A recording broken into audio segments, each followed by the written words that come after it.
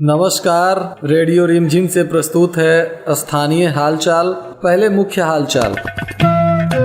पंचायत चुनाव की अधिसूचना जारी, जिलाधिकारी ने अधिकारियों के संग की अहम बैठक। 4 लोगों को सांप ने डसा, 1 की मौत, 3 की स्थिति गंभीर।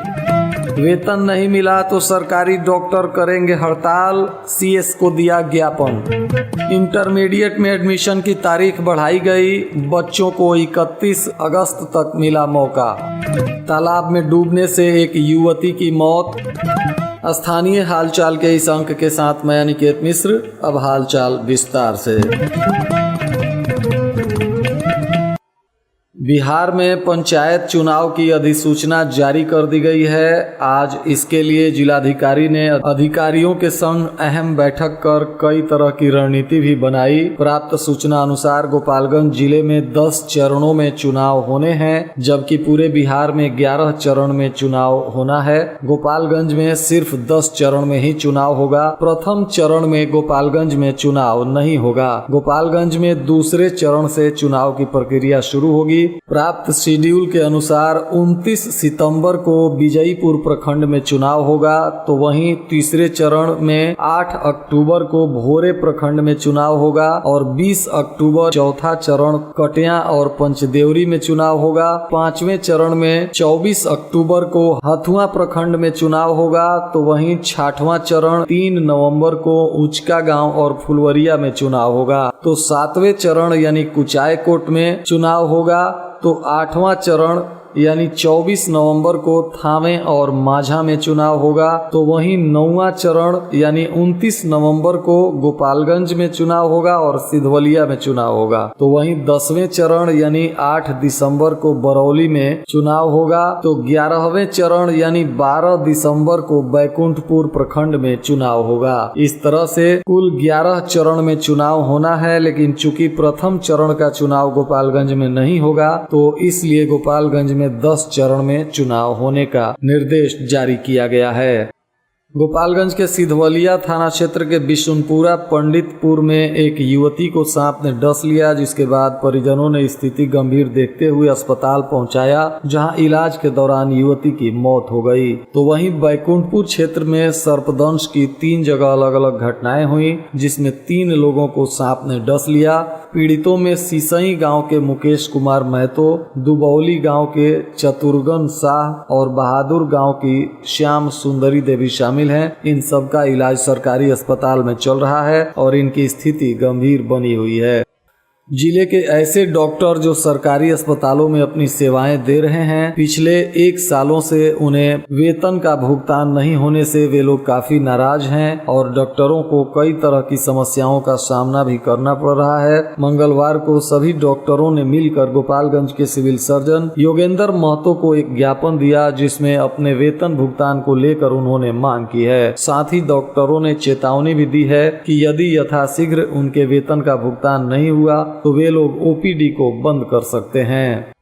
शिक्षा विभाग ने बच्चों की सुविधा को देखते हुए इंटरमीडिएट में एडमिशन के लिए और वक्त बच्चों को दे दिया है। अब इंटरमीडिएट के छात्र 31 अगस्त तक अपना एडमिशन करवा सकेंगे। पहले 24 अगस्त तक ही यह समय दिया गया था, जिसे शिक्षा विभाग ने बढ़ा दिया है। सिधवलिया थाने के बखरौर गांव में एक 14 वर्षीय बच्ची की शौच के दौरान तालाब में डूबने से मौत हो गई है। परिजनों ने बताया कि शौच करने गई थी, तभी पैर फिसल गया और तालाब में डूब गई, जिससे उसकी मृत्यु हो गई है। प्राप्त सूचना अनुसार मृतिका बखरौर गांव के तारकेश्वर प्रसाद की पुत्री राधा कुमारी बताई जा रही है। केंद्रीय स्वास्थ्य एवं परिवार कल्याण मंत्रालय ने बच्चों की देखभाल को लेकर आवश्यक जानकारी दी है, जिसमें बताया है कि बच्चों को यदि कोविड के हल्के लक्षण पाए जाते हैं तो बच्चों का इलाज घर पर ही किया जा सकता है, और वहीं यदि बच्चे पहले से किसी बड़ी बीमारी से ग्रसित हैं तो उनको डॉक्टरों के परामर्श लेकर ही उनका ट्रीटमेंट कराया जाए। गोपालगंज जिले में 6 सितंबर से 25 सितंबर तक मिशन परिवार विकास अभियान आयोजित किया जा रहा है, जिसके तहत 6 सितंबर से 12 सितंबर तक दंपति संपर्क सप्ताह तथा 13 सितंबर से 25 सितंबर तक परिवार नियोजन सेवा पखवाड़ा आयोजित किया जा रहा है। प्रधानमंत्री जन आरोग्य योजना के तहत संचालित आयुष्मान भारत योजना के कार्यों की आज गोपालगंज के civil surgeon doctor Yogendra Mahto की अध्यक्षता में समीक्षा की गई।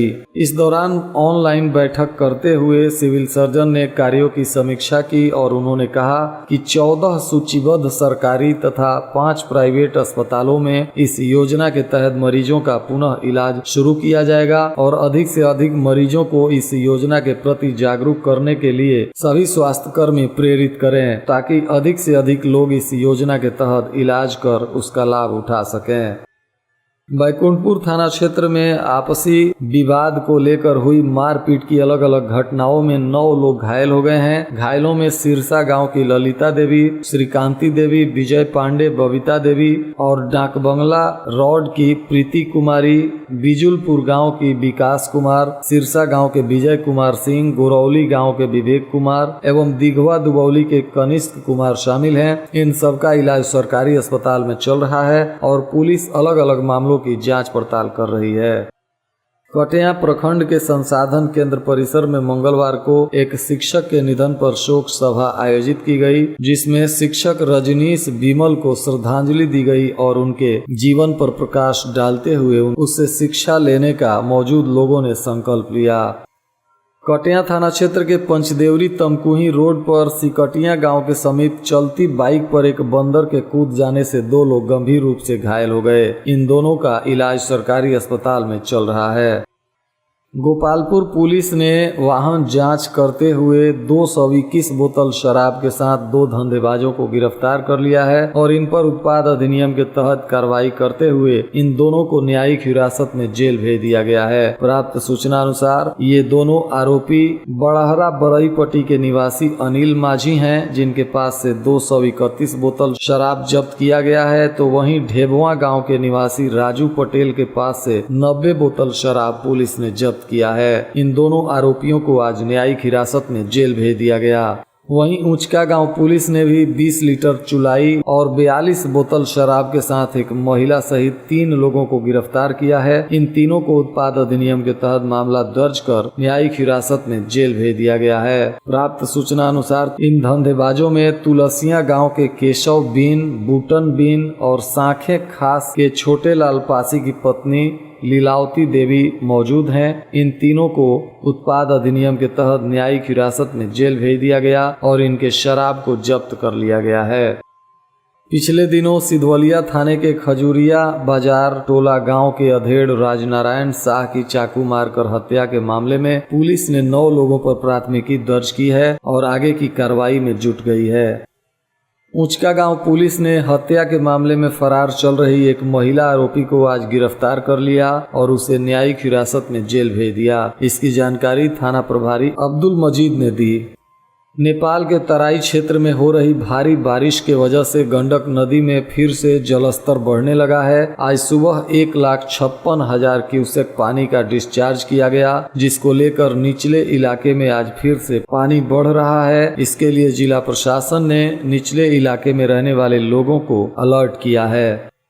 बैकुंठपुर के रेवतीथ गांव में बाबूलाल राम नाम के एक चापाकल मिस्त्री की तालाब में डूबने से मौत हो गई, जिसके बाद पूरे परिजनों में कोहराम मच गया। किसी तरह ग्रामीणों के सहयोग से शव को निकाला गया।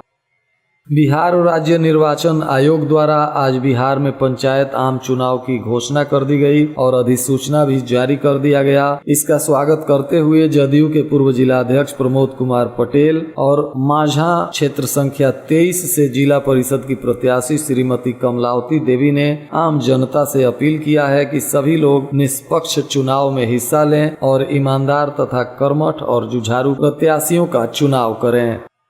बैकुंठपुर के राजद विधायक प्रेम शंकर यादव ने गोपालगंज के सिधवलिया थाने में तैनात एक ट्रेनी डीएसपी इमरान अंसारी पर गंभीर आरोप लगाते हुए विशेषाधिकार हनन को लेकर स्पीकर को पत्र लिखा है और कार्रवाई करने की मांग की है।